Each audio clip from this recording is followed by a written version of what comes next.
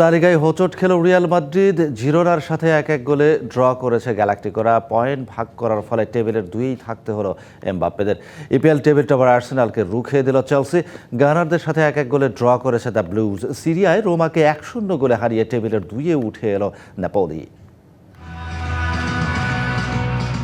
জিরোনার মাঠে Real Madrid. টেবিলের তলানির দলের সাথে শিরোপা প্রত্যাশীদের পার্থক্য যতটা, রিয়াল জিরোনার দূরত্ব ততটাই। তবুও ঘরের মাঠে সেই জিরোনাই যেন রিয়ালের জন্য হয়ে উঠল দুর্বোধ্য প্রতিপক্ষ।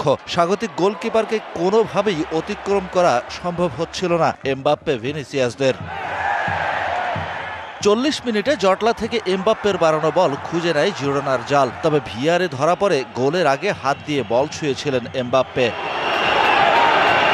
রিয়ালের আক্রমণে কোণঠাসা হয়ে পড়া জিরোনার সময় আসে ৪৫ মিনিটে। চমৎকার গ্রুপ ওয়ার্ক থেকে ভিক্তর চিহানকাভের বাড়ানো বলে আজদিন ওনাহির ফাইনাল টাচ। ১-০ গোলে পিছিয়ে পড়ল জাভি আলোনসোর দল।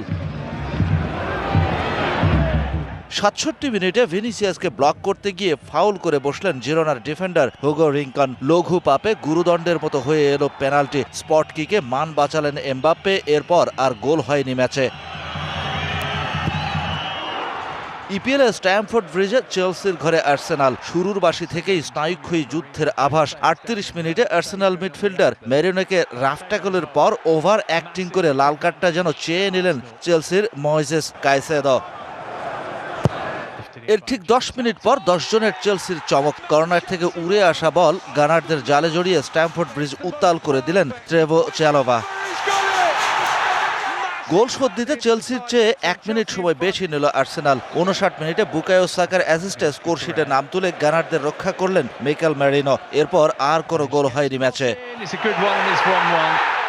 সিরিয়ায় রোমার অতিথি নাপোলি। ঘরের মাঠে শক্তির বিচারে সমান্তরাল অবস্থানের দুই দলের লড়াইয়ে অবশ্য রোমার হোমে নাপোলির দাপট ছিল চোখে পড়ার মতো।